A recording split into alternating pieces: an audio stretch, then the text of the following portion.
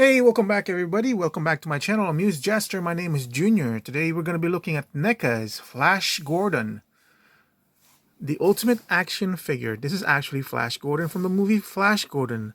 This movie holds a very dear nostalgic feeling close to my heart because when this movie was shown, I was linking it to the movie Superman, the movie from 1978. So a lot of how I felt about Superman the movie, which is one of my favorite movies, DC movies ever, was being transferred to Flash Gordon. Of course, once you see it, you do see some of the special effects were kind of hokey, but a lot of things about this movie was very, very dear to my heart. Especially even the soundtrack. You just can't get that out of your mind when you say Flash. You always have to say anyway. Flash Gordon from NECA. I have been anticipating the release of this. I was so excited when I first heard about it. So let's go and take a look. Very nice photo from the movie. You know me with NECA, I always love their presentation and their boxes. They are basically kind of the very top of the line of companies that produce what I believe is like an excellent box in the price range that we're getting. Obviously, they can't compete with something like Mondo or Mezco or Hot Toys, but even some Hot Toys figures, I believe this is a very, very top of the line. No, I wouldn't say top of the line. This is the pinnacle, I think, of what an action box figure should be. Very collector friendly. You can display it in and out of the box, and it's not even how they package it. It's not even this gold foil that they're having here. It's not even the quality of the print. It's just basically the fact that they know what they have is desirable for collectors, and this is for collectors, not for kids to play with and everything. And they package their figures, at least for these lines, like the gargoyles and the Dungeons and Dragons. They have other ones where it's just kind of like a peg looking box, but these boxes, they're really top of the line. So let's go ahead and take a look at the figure out of the box. All right, after reviewing the Dungeons and Dragons Strongheart, I was curious to see if this also contained in the backing a poster or cardboard thing where you can use it as a diorama, and sure enough it was there, because I don't remember seeing that in some of my NECA stuff. So I'm not sure if this is brand new or not, but I like it. I like the fact that if you want to, like if you really want to use this diorama piece, you can create some sort of housing in the back so this is not so flimsy, or it's a little bit more showy or something like that. You don't even need the bottom part. You just need like this part right here. You can, you can kind of blow it up a little bit, or you can use this as a template and create your own more detailed diorama where you can create these broken stones. You can create this. This is basically the windshield of that big ship that they stole from Ming the Merciless. And then, of course, you have these dead guys over here. Really, really interesting. Very interesting. I like that. So, let's look really quickly. You have the sword that he uses during the gameplay, I believe. NECA, you already know. When you're buying a NECA figure, you're getting something that's really nicely painted, detailed. There's really no scrimping or cheating in terms of like paint applications or whatever. So it looks like this is some sort of gun. I can't place this on any specific scene, but it looks like this is some sort of a gun.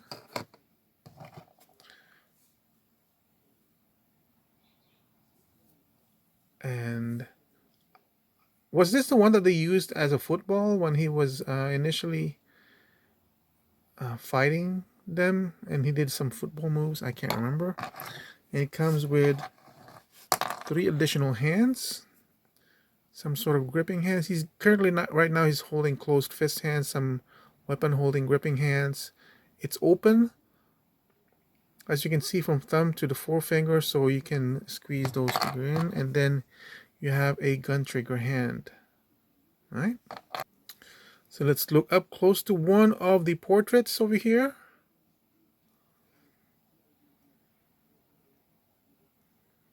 Yeah, I think that really captures the portrait of the actor.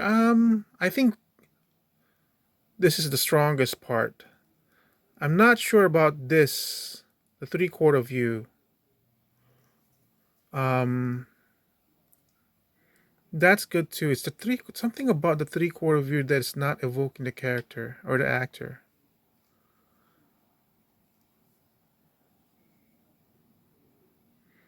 See, that's pretty strong over here. Paint application is excellent as always from NECA. And I've said before, I'm not really the type of person who's like macroing or magnifying the faces and looking like at every detail and everything to see if everything's captured. I look at it, and especially with my bad eyes now, I look at it and I can see this almost like an inch and a half high head, and I see a good likeness, and I'm happy with it. Here's the other the other head sculpt. Basically, different hairstyle. More, one of the eyebrows was raised, a little slightly open mouth, so you can see a little bit of his teeth poking out. So a lot more expression over here. Well done, well done. So let's look at the portrait. So let's look at the portrait that's currently on the figure itself. Now this one is more, I wonder if I can bring these two closer. I think you can kind of see the transition of expressions from one face, from one neutral to slightly raised eyebrow to slightly open mouth to a more open mouth and more expressive eyes. As you can see, they're like three different hairstyles. So, I mean, wow, you can really choose which one you want. So this is the one that's currently on the figure, this on packaging. So this part, I'm not so sure if it's captured, his likeness.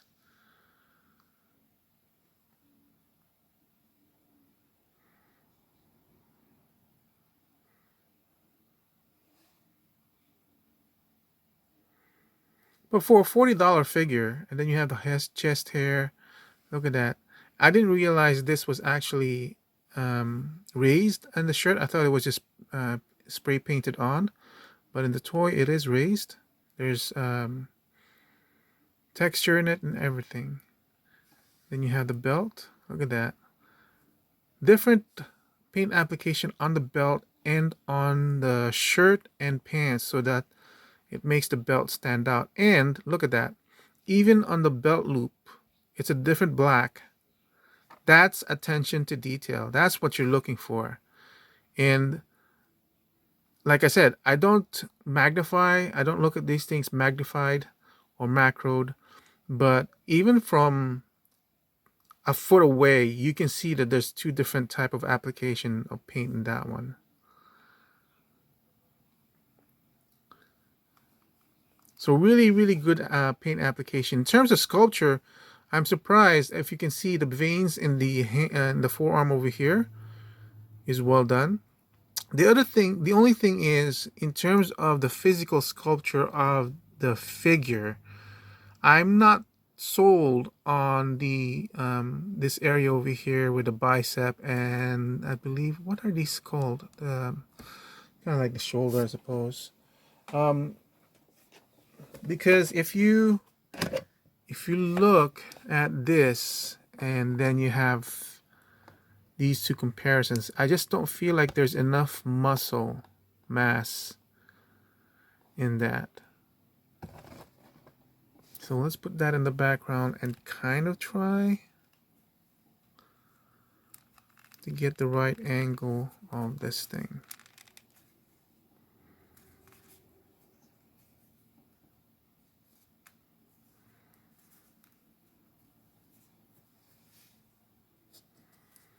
Obviously, it's a toy, so the articulation of capturing the pose is not going to be perfect.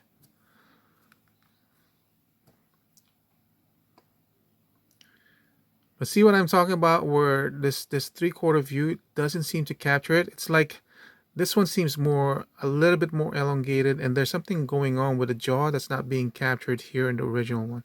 But in the front, he looks great. It's just like this looks like an older portraiture of the actor, rather than, because he's this, you can still see some baby fat going on with him. Um, and comparing the size of the head from the figure, from the actor to the figure to the biceps and this muscle group over here, it doesn't seem like this is large enough. Like maybe it should be like this much more. Of course, like I said, this is just a toy, and you have to figure out articulation and all that stuff and the ball joints. I'm almost positive that this, if the sculptor himself were just to do a static figure, then he would capture everything perfectly. So it's just a slight comment, you know. And you have some interesting. This is the other thing too that kind of stands out for me, right? So notice the detail and the texture that's going on in the forearm. And that's, and you can see that here as well, right? The veins and everything.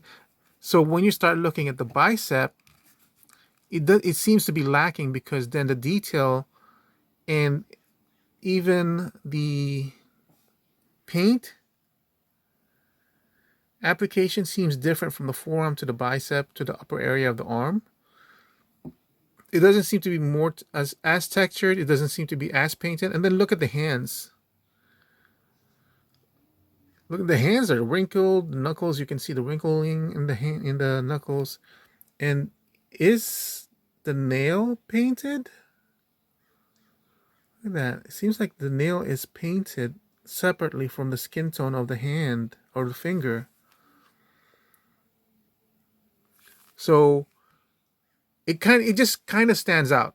That's what I'm trying to say. Like, it's a toy, it's painted well, and like this almost looks like the whole hair is shaved, like wax shaved as a line. So it looks fake, because obviously chest hair won't look like that. But I'll give him B for effort, right? Because like some toy lines, some toy manufacturers won't even go to this, how deep they're going in terms of trying to capture detail and everything. But this too straight of a line does kind of stand out a little bit. And then if you'll notice, the lights are kind of blending it together, but in hand you can really tell there's detail texturing over here, and then there's suddenly nothing. So the top part just looks a little bit too bare.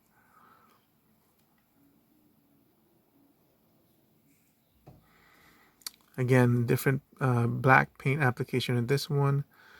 This one, you can see this is more of a mistake than anything else, you see.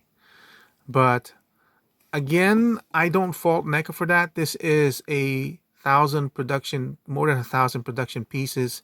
There's no way you're going to be able to get like a perfect paint application. So I'm very forgiving when it comes to that. I would give them more of an A for effort, I guess, rather than a B, because they attempted to do a lot of stuff in this figure, and for a $40 figure with this many accessories and this level quality of paint application, I feel it's well worth the money. Definitely well worth the money. So let's look really quickly at the articulation, the head. Nice range side to side. Can go up pretty well. Go down pretty well. Because of the hair, it does hinder articulation of going up, but how much more higher do you want it to go up than that? You know what I mean? The ball joint on the shoulder will be limited because it's not a perfect circle. If you want, I feel like that's high enough. If you want to go higher, you can dunk it in boiling hot water, and it should create enough of looseness in that joint to be able to push it a little bit more. But I don't feel like it needs to be pushed up any higher. Obviously, it will turn around. This is all friction based. There's no ratcheting. I'm okay with that. And as we saw, the hands, the elbow does have one single joint, but it gives you just slightly above 90. The hands do twist around, and you can see that there's a joint over there, so you know it's gonna go inwards. Now, I've already loosened it a little bit, but initially when I noticed some sort of resistance or tightness in the joints, I would usually counter by putting my fingernail there so that that joint is not too stressed out. The waist is on some sort of swivel or a ball joint, so you can have some movement over there. The pants are different material than the main body. It's a little bit more rubbery, a little bit more forgiving, so you can twist it more and it's not hampered. This is what McFarlane tries to attempt to do, but not as successful. That's why his looks more like a rubbery diaper than anything else. So the legs can go up like so, which is good enough, but you will see some bunching up on the rubbery part there. Again, the knees are only single jointed, but again, slightly, well, I guess I'll say that's 90 degrees. This type of joint might bother you guys because it does come out weird like that, but it just looks so much more natural, nicer when it's just straight out. And honestly, I do have to admit that most of my figures are mostly just standing up like that, so I'm okay with that. There is no drop down on the legs that I can tell. And okay, so it twists on the knee enough. I don't really, joints like this, I don't expect it to twist all around. Like there's a twist on the elbow here as well. But why would I want it to twist all the way around like that one when the human form doesn't even do that, you know? So I don't need it to go all the way like that. There is a twist, not at the boot cut, but actually on the knee joint itself. You have a simple hinge on the ankle and a twist. So because I am aware that NECA's had this reputation of maybe using plastic that becomes too brittle with the hinges or that breakage and everything, I've never felt it. I've never experienced it myself on any of my NECA figures. And I have maybe, I don't know, over 20 of them so far. But I've never experienced it myself. But I tend to be more cautious when it comes to my own figures. So knowing the history of that with NECA, I don't use that as a point against them. I just use that as a reference to make sure that I'm careful with my figures. So and let's put in. I don't know if I'm actually gonna display him with this sword. Actually, you know what? Yeah, I will display him with this sword because I really like the pose coming from that poster. Wow, that is a very long sword. I'm not really good with when it comes to posing. Not like it doesn't come off naturally for me. Not like when The Amazing does his posing. The thing is, whenever people pose their toys, I always thought that maybe it takes them like 10 minutes to find the proper pose and everything. But when The Amazing does his, he's just doing it off the fly. It's like, wait, dude, that's freaking amazing already. So yeah. So yeah, could I have asked for more, just a little bit more bend over there? I could have, I suppose, but that's good like that. Look at that. That's just amazing. That's just amazing. So I don't know, what else do we need to figure out? This is I'll pretty much display him as like this. It's kind of a shame that I can't pose him just like the poster or that cardboard where he's holding them this by two hands. I suppose I could. Like I'll have something like that. Yeah, I think I'll do that. Let's see.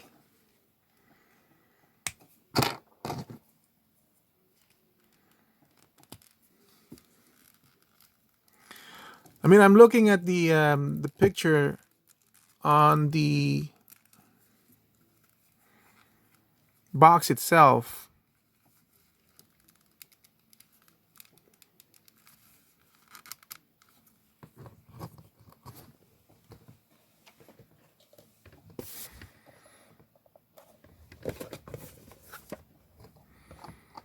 See, if you look at how he's holding that sword, it also doesn't make sense because you can also see that the hilt, or not the hilt, the yeah, the hilt. This is the cross guard. This is the hilt. Okay, the hilt seems like it's really short. Like he's not really holding. It's not a two-handed hilt, is what I'm trying to say. Which is kind of like what this is. It's not really a two-handed hilt. Look, I almost got the posing of his hands very similarly to how it is in the thing. Okay, so looking to that, I'm just gonna try to capture.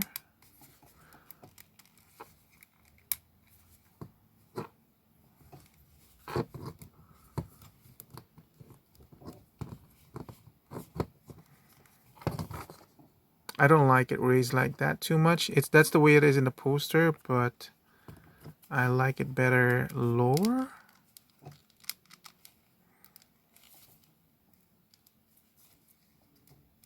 And we'll twist this a little bit like that. I feel like that's better. So I'm trying to get this angled more towards this way, but you can't because the way the hinge is on this elbow, it's not a ball joint hinge, you know, so it's not like you can twist it around. A little bit limiting on the elbow articulation, but this is definitely a far better, superior looking wrist articulation than what McFarlane does, where it's just a clear ball joint. Now the ball joint, you can twist it around so it will bend this way, but I like the balance between the aesthetic and function. This is good enough for me. I honestly think this is a good pose. I can do it like that. I kind of like that, but I think I'll switch it out later on. But let's, you know, one more thing. Let's replace the head. Yeah, like that. Yeah. See, if you're holding a sword like this, you can't. I don't want to pose it with this too neutral of a face, and that's why I love the fact that we're being given so much choice in how we want to display the figure. And having this head on now, I can see that I actually like.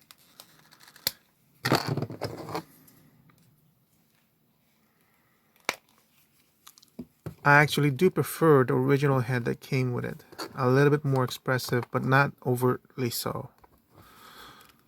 So that's it for my review for NECA's The Flash Gordon ultimate figure, ultimate action figure.